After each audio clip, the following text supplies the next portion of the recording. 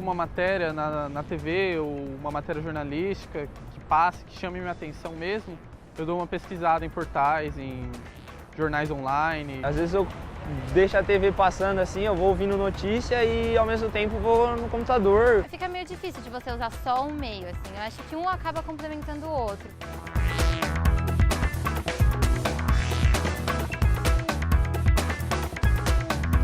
Bem, gente, dando continuidade, vocês imaginem que isso aqui é uma mesa redonda, tá bom?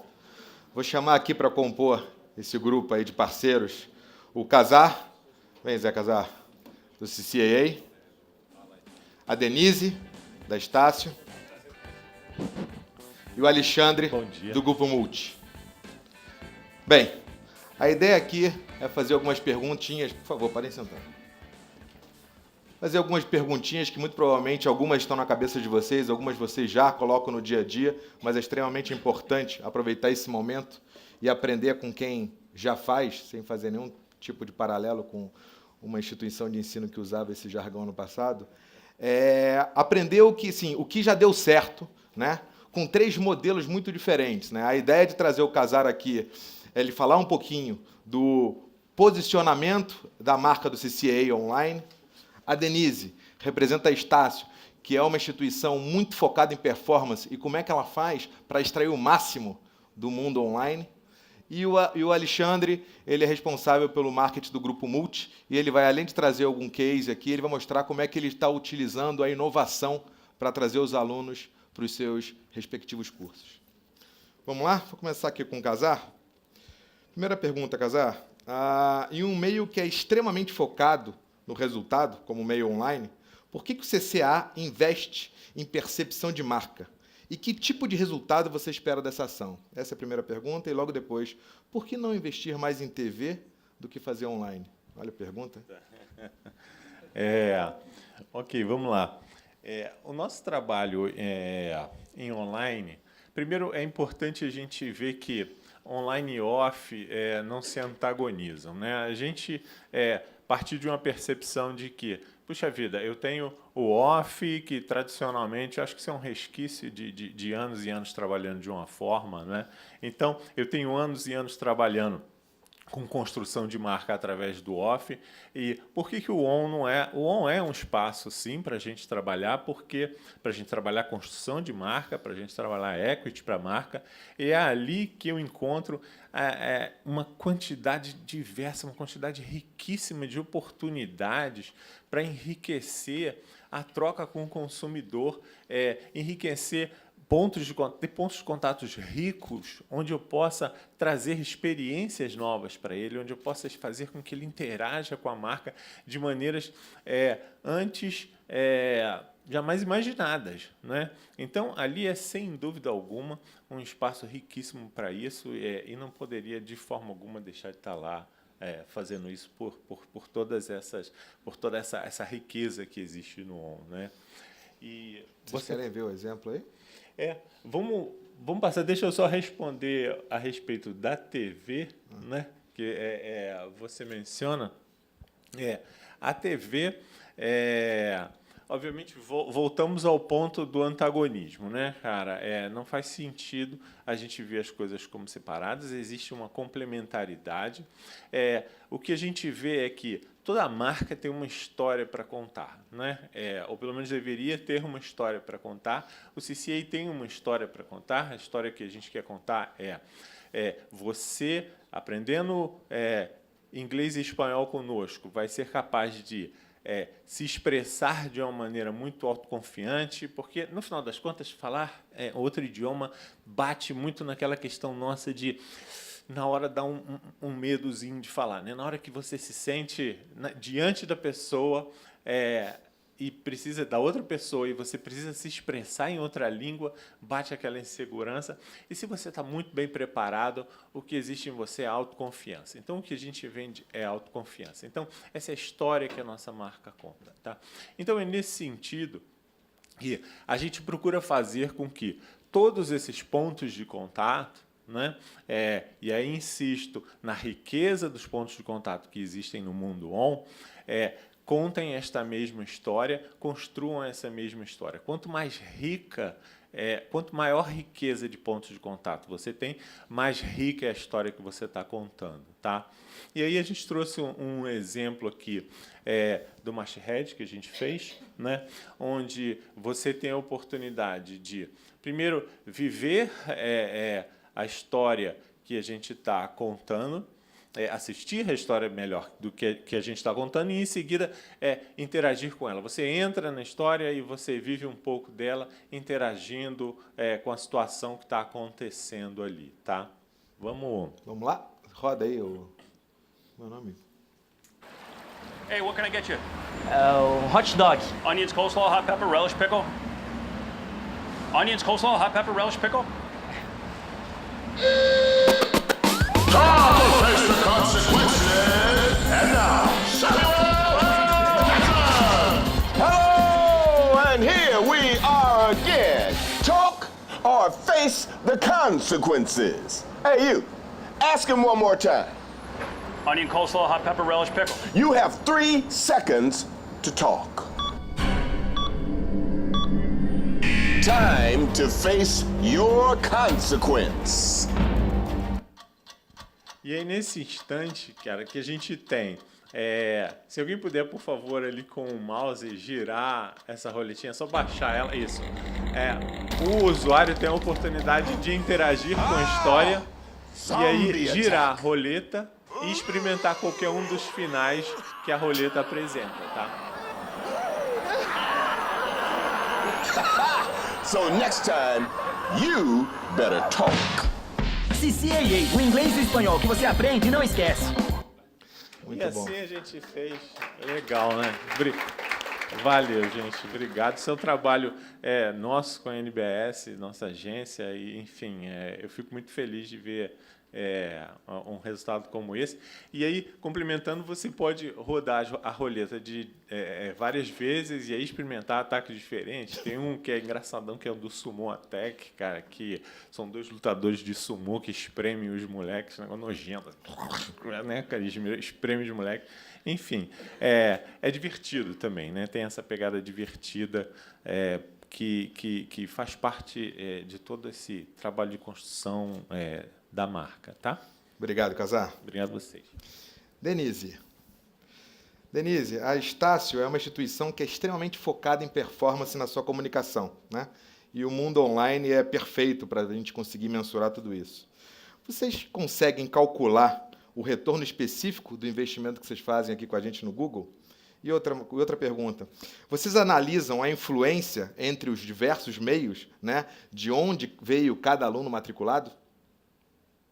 Bom dia. Sim, a gente analisa todas as métricas possíveis de cada veículo, obviamente do Google também. Então, a gente vê CTR, em que a gente vê se as palavras-chave estão certinhas, se a gente precisa melhorar o anúncio. O CPC, que não basta dar um valor maior, como vocês sabem, se fosse só aumentar o valor do lance, acho que seria bem mais simples, mas tem toda a questão da relevância, do conteúdo que a gente tem no site, de coisas desse tipo. A gente olha também o custo por aquisição, né? A gente tem um funil de conversão no site agora, que vai até o momento final da inscrição. Então, a gente consegue analisar em cada um dos veículos quanto que está custando aquele inscrito no vestibular para a gente. E aí a gente a gente mede bastante essa questão do valor, de quanto eu estou pagando, de onde vale colocar mais dinheiro, de onde vale tirar a mão, né, tirar dinheiro, e a gente vai ajustando sempre, buscando conversão. Que nem o Vicente Falcone, né? O que você não mede, você não gerencia, você não acompanha. Alexandre, bem, o Wizard foi o primeiro cliente de educação, não só do Brasil, mas do mundo inteiro, a fazer um masthead com captação na própria peça. Como é que surgiu essa ideia tão inovadora? Bom, eu acho que tem 2 fatores iniciais nessa história, que é, primeiro, o DNA da empresa, né? A gente sempre é estimulado a trazer inovações, a pensar soluções diferenciadas, mas também um segundo fator, que é a parceria com o time aqui do Google, o time do Vicente. Não é um veículo, não é um fornecedor, é um braço do nosso departamento de marketing. Trabalhamos juntos, montamos as estratégias juntos, isso ajuda. A história da captação dentro do Masthead Ele foi, mais do que uma inovação, foi meio que uma necessidade, porque a África, a nossa agência, chegou para a gente com a ideia, em março, de botar o Anderson Silva como um aluno, né? Ele fazer o papel de aluno. Ele tinha dado uma entrevista dizendo que ele apanhava do inglês. E em março é fim da nossa sazonalidade. Estamos terminando o período de matrículas. Não adiantava ir para um offline, não adiantava nem fazer online um branding. Então, a decisão foi buscar captação através de uma peça que tivesse alto alcance, né, que tivesse uma penetração rápida, e assim a gente pudesse falar com um grande número de pessoas e buscar esse resultado instantâneo, digamos. Você pode falar um pouquinho dos resultados dessa Posso, peça? não tem problema nenhum. Eu acho que o resultado vai um pouco além desses números, né? A gente teve aí 24 milhões de views num dia, 3,6 milhões de interações com a peça, né? Seja pessoas que compartilharam, enviaram, colocaram algum outro tipo de interação, 215 mil horas de branding, mas mais do que isso, a gente tinha uma meta de matrículas para o mês de março, e com o remarketing que a gente fez em cima desse universo de interações, a gente estendeu a sazonalidade e tivemos assim um abril inédito na história de matrículas da marca, porque a gente continuou falando com essas pessoas que tinham clicado em março na peça, ou se cadastrado, ou que a gente foi buscar o cadastro dele depois. Então, foi um resultado muito interessante para o negócio. Obrigado. Casar, de novo com você. São duas perguntas em uma, tá? A gente sabe aí que vocês investem muito nessa contratação das famosas celebridades hollywoodianas, né? E em grandes campanhas como foi essa aqui. Por que você considera importante para a estratégia da sua marca complementar, você falou até um pouquinho disso, né? Complementar um pouquinho essa sua comunicação offline com online? E a segunda pergunta é que, depois que a gente viu aí que os alunos passam aí aproximadamente 70% do tempo deles de decisão, né, para escolher uma instituição, para poder fazer um curso, em que pontos você acredita que a gente pode melhorar, ou que vocês podem melhorar esse engajamento com esse público-alvo? Muito legal, muito legal. A questão das celebridades e do online, as celebridades funcionam para a gente como impacto e memorabilidade para a campanha, tá? É fundamental isso num momento onde você tem que construir uma percepção positiva de marca para uma futura consideração, e a partir daí a gente parte para um trabalho onde, e aí já entrando na segunda pergunta, né? Repete ela para mim só para eu, porque eu sei que... em que pontos você acredita que a gente pode melhorar, que vocês podem melhorar nesse engajamento com o seu público-alvo? Perfeito. Eu tenho a celebridade criando isso que eu falei, impacto e memorabilidade, mas eu entendo claramente que ninguém vai estudar num curso de inglês, nós entendemos claramente isso, porque a celebridade é menino, garoto propaganda do curso, tá? Hoje, a gente busca, nesse período enorme que a gente tem, porque quem é de ensino sabe que a gente trabalhou sempre com 2 picos de captação muito forte, início e meio de ano. Hoje, o que a gente busca entendendo que se dedica tanto tempo à pesquisa e à decisão por um curso no ambiente online, a gente procura ser muito mais linear. Tá? E linearidade para a gente significa estar trazendo outros conteúdos que vão além desse que eu falei de impacto e memorabilidade. Então, a gente tem um trabalho forte de entender que, a partir de um determinado momento, quando você começa a considerar um curso, você começa a fazer uma pesquisa a respeito dele, é outro tipo de conteúdo que ele busca. Tá?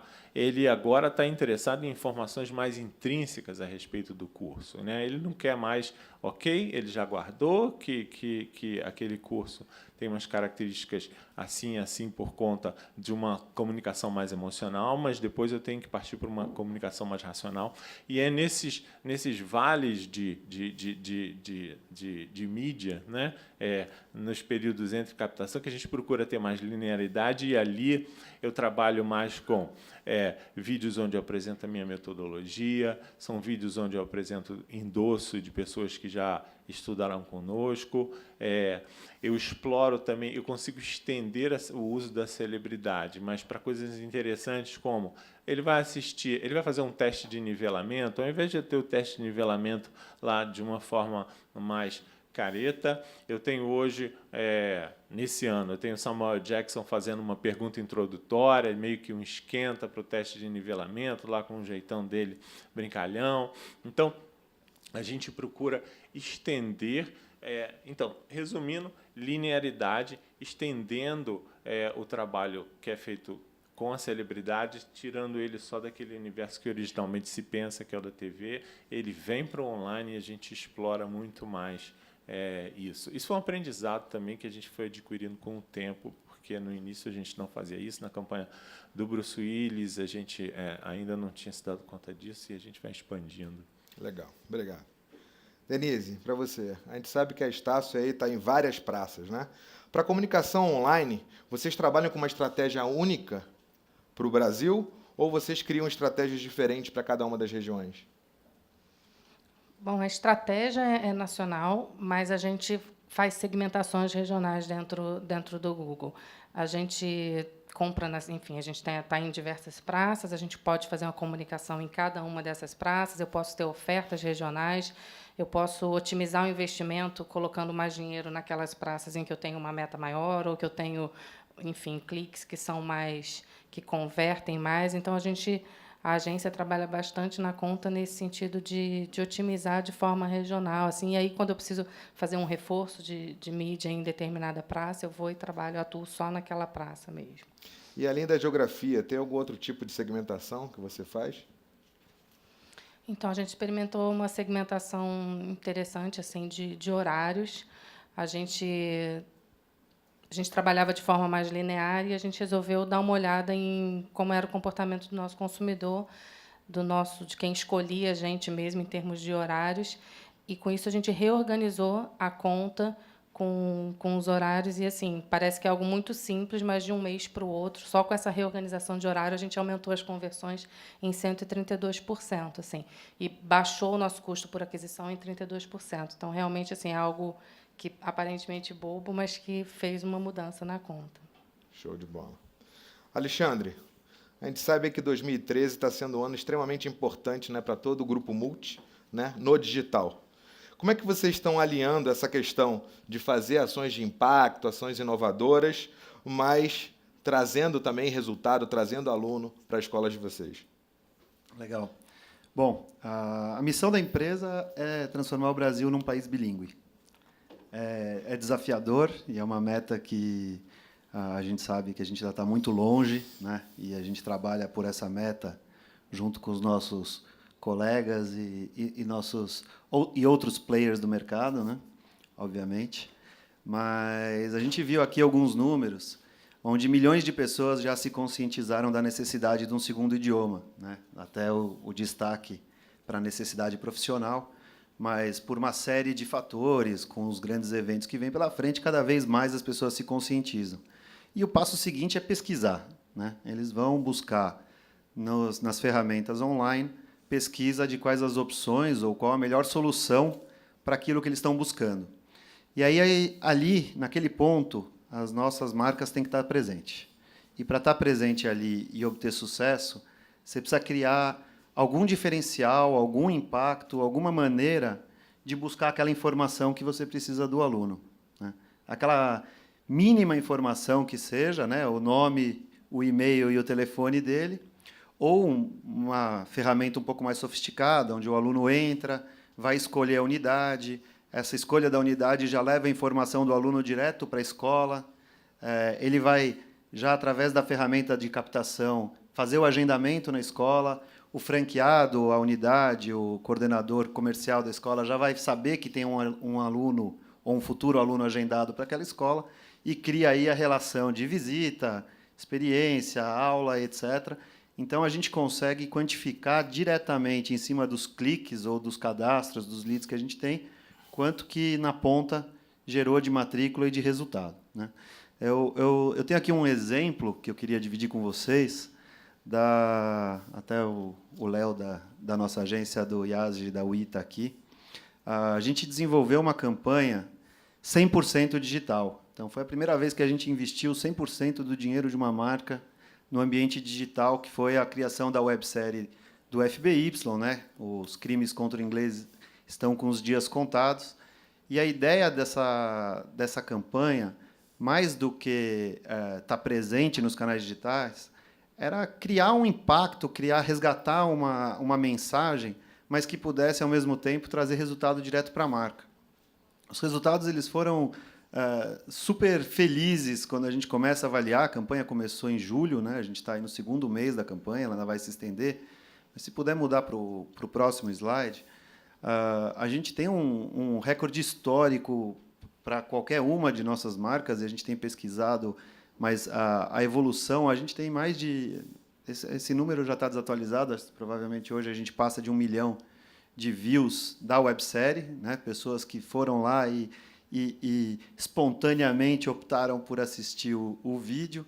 Temos mais de 1,6 milhões de minutos assistidos, 95% de aceitação, e de uma campanha que, quando a gente começou a trabalhar em cima dela, teve um monte de dúvidas, né? Até a história do politicamente incorreto, de como usar o humor e falar com esse público. E aí o aprendizado que a gente teve nesses 2 meses é que falar a língua do público-alvo, falar a língua... E nosso público-alvo é mais do que o aluno. O professor é jovem também, né? O professor se sente feliz, se sente identificado com o trabalho dele, ele aumenta o orgulho dele de falar: pô, você viu a campanha da escola que eu ensino? Então, isso gerou um resultado que, apesar de 100% do investimento ter sido no online, a gente hoje está com a experiência do offline espontâneo, né? Então, tem grupo de professores fazendo flash mob no cinema, pegando gente falando bobagem, e dentro das escolas o cara ligando sirene. Tem sido o nosso maior garoto propaganda hoje, que é o aluno do IASG. Ele está fazendo um papel muito legal de levar para fora do computador dele, do smartphone dele, a campanha que a gente criou 100% online, com investimento bem menor do que se a gente tivesse que gerar essa cobertura toda com canais convencionais, né? Legal. Tem um pedacinho? Vamos mostrar um pedacinho? Legal, vamos ver. Agora, o que é isso aqui, meu senhor? Cheeseburger. O que significa? Cheeseburger? Cheeseburger é o sanduíche que tem lá. O que será? Milkshake. Você tá rindo? Você tá rindo, é uma da mais vendida que tem lá. O senhor ri, quero ver o senhor provar, o senhor vai rir de alegria do nosso milkshake. O que é isso aqui? Strawberry cake. Strawberry cake é bom, sai muito, tem muita saída lá. Já comeu? O quê? Strawberry cake. O que é strawberry? Você prepara com a massa do strawberry. Prepara o quê? Com a massa. Com a massa, prepara com a massa. Bota a massa lá. Entendeu? Deixa crescer no forno fermentado. Meu filho, isso aqui é um cardápio. Sim. De assassinatos ao inglês. Você mata muito mais que colesterol alto. Você vai ter que mudar o seu cardápio. Sim, eu mudo então pro senhor, se o senhor quiser. Escreve aí. Tá bom. E aí? Primeira coisa.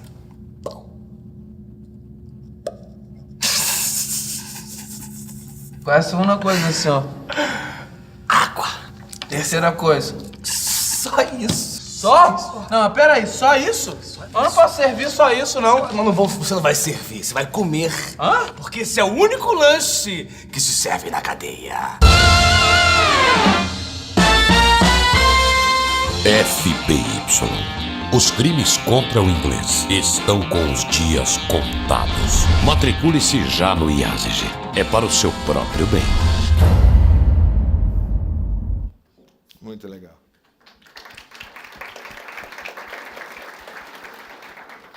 Vamos lá. Casar, você. CCA trabalha muito com o público jovem, né?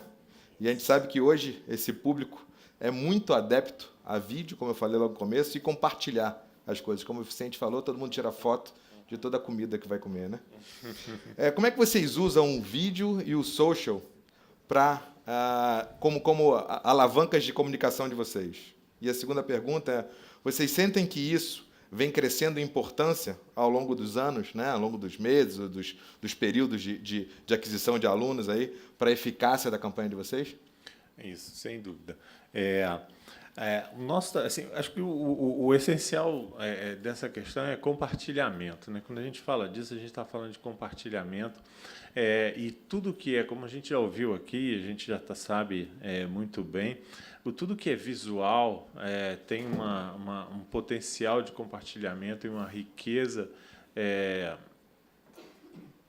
em si e, consequentemente, para o compartilhamento que faz com que isso seja fantástico. A gente vem trabalhando de duas formas, tá? A gente trabalha em termos de imagem com o que a gente chama de edutainment, tá?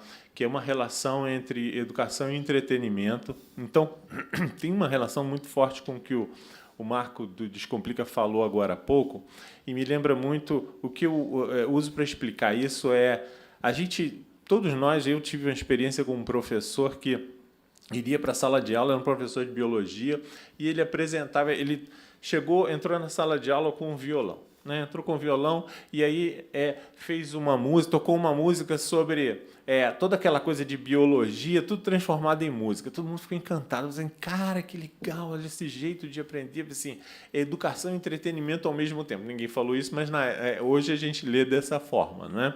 Assim, que legal, que professor legal. Só que depois de um tempo a gente viu que o repertório dele era só aquela música. O resto da aula ele ia para todas as aulas e ia tocar a bossa nova, atendia pedidos, MPB. E aí, em determinado momento, a gente assim, caramba, os alunos começaram a ficar insatisfeitos com o professor. Aquele professor que era tão legal, a gente começou a ficar insatisfeito com ele a ponto de pedir para o professor, olha só, cara, não dá mais para troca de professor. Então, o que eu estou querendo dizer com isso? Quem busca conteúdo nosso, quem busca nosso conteúdo, ele não quer só entretenimento. Tá? Durante um momento, e aí eu digo que foi um aprendizado nosso, o aluno quer conteúdo relativo ao que a gente está ensinando. Ele quer conteúdo de inglês e espanhol, mas apresentado de uma maneira legal. Então, assim, mais ou menos como o Marco falou, sim, um cara que é capaz de apresentar uma aula, dar uma aula, ou criar uma imagem que ensine, mas que esteja contextualizada no universo dele. Então, dá para aprender através de uma música. Então, cara, a gente faz os vídeos com letras de músicas, né? Tem os video lyrics, né? Então, dá para aprender o que você extrai dali de expressões idiomáticas legais que estão nos video lyrics. O que você consegue aprender de conjugação de verbos através de imagens divertidas que têm uma relação com o cotidiano do jovem. Então, a gente tem trabalhado muito dessa forma. Tá? É uma maneira que concilia educação e entretenimento, que não tem jeito, é o caminho. Não adiantava só ficar no entretenimento, que é o retrato daquele meu professor que só tocava violão e divertia as pessoas, mas, no fundo, o aluno quer alguém que ele respeite como educador, tá? Mas que, ao mesmo tempo, seja capaz de trazer esse conteúdo educativo de uma forma legal para ele. Então, é dessa forma que a gente trabalha. Não sei se eu respondi tudo. Respondeu. Tá. Beleza, obrigado. Bem, gente, estamos terminando. Vamos para a nossa última pergunta, para a Denise. Denise, a Estácio usa a rede de display do Google já há bastante tempo, né? Talvez em termos de educação tenha sido uma das primeiras a começar a usar. O que você destacaria com relação a essa utilização? Bom, a gente começou a usar a rede de display porque a gente já estava na pesquisa há bastante tempo, assim, trabalhando de forma linear, como o Casar falou. A gente sabe que o aluno, antes de virar aluno, ele pesquisa de 6 meses a 1 ano pela instituição de ensino. Então, a gente está na pesquisa de forma linear para isso. Mas a gente viu que além de estar no momento que o aluno pesquisa, que o candidato pesquisa, a gente precisava estar presente nos outros locais em que ele está, seja num lugar de notícia, seja num canal de entretenimento, e o Google Display permite isso. Então, a gente começou a fazer por aí. Depois, com o nosso funil de conversão instalado no site, a gente começou a buscar aquelas pessoas que abandonavam antes de converter, antes de fazer a inscrição. E aí foi quando a gente começou a fazer o remarketing do Google. E aí a gente, enfim, a pessoa abandona em diversos momentos, a gente criou listas diferentes para cada um desses momentos. E os resultados realmente foram muito bons. Assim, nossos resultados de Google Display antes do remarketing, com o remarketing, a gente teve um incremento de 436% nas conversões em um mês também, porque, obviamente, eu estou falando com aquele prospect que já mostrou mais interesse do que aquele que eu estou falando lá fora. Ele já foi no site, ele já buscou informação, alguns começavam a fazer inscrição e paravam, aí nos ajudou a olhar também o nosso formulário de inscrição e ver o que a gente precisava mudar lá. E aí agora a gente está começando um novo remarketing, que é o DRA, que é o remarketing dinâmico, que vai um pouco além disso, que é o que os varejistas fazem direto. Assim, você procura um tênis na internet, esse tênis, se você não comprar, ele vai te perseguir por bastante tempo. Alguns acreditam que é obra divina. Acham que é coincidência. Nossa, que coincidência, eu acabei de ver esse tênis, ele está aqui em todos os lugares da minha vida. E é esse remarketing que a gente assim dá para fazer, porque aí você consegue entregar um pouco mais o que o cara buscou realmente. Assim, eu consigo oferecer a unidade perto de onde ele mora, eu consigo oferecer o curso que ele procurou. E aí esse a gente está começando agora, ainda não tem os resultados para mostrar. Muito bem, muito legal. Gente, eu queria agradecer a presença do Casar, da Denise e do Alexandre, e obrigado por vocês compartilharem aí, não só esses cases de sucesso, que com certeza quem ainda não fez vai tentar entender um pouquinho mais como faz e tira vantagem disso. Tá bom? Muito obrigado. Obrigado. Obrigada. Um abraço. Muito obrigado.